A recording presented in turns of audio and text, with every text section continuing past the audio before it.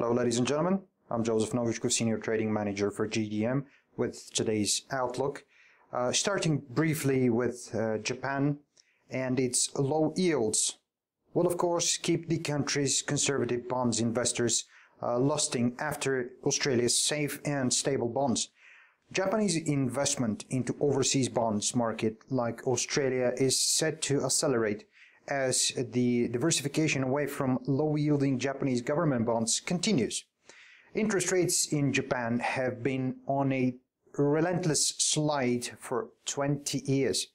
Now, with the benchmark 10-year Japanese government bonds yields just 0.388%, the Japanese investors, both institutional and retail, are old hands at investing in Australia.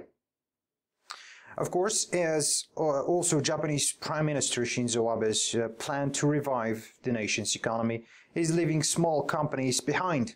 The broadest measure of equities has soared 18% since October 31, when, of course, the Bank of Japan pledged to triple its share purchase and the $1.1 trillion public pension fund, which doubled its allocation to local stocks. Left, of course, the Topix index wake, a gouge of startup technology and all other small companies, which added 0.7%.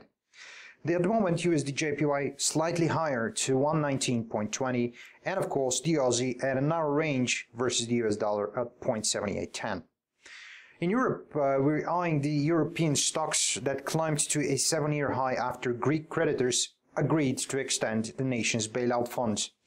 The Stocks Europe 600 index rose 0.6% to 384.51 this morning.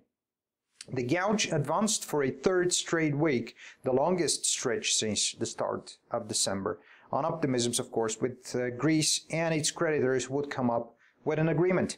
European officials, however, should accept that Greece may never pay its $366 billion debt.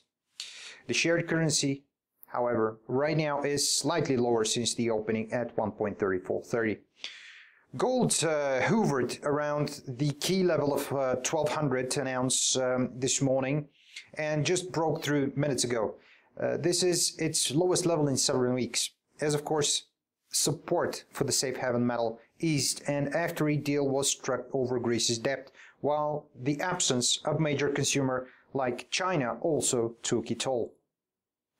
The deal removes the immediate risk from Greece running out of money next week and possibility being forced out of the single currency area, with of course China temporarily out of the market and apparent progress on the Greek bailout. The path of least resistance appears lower for gold.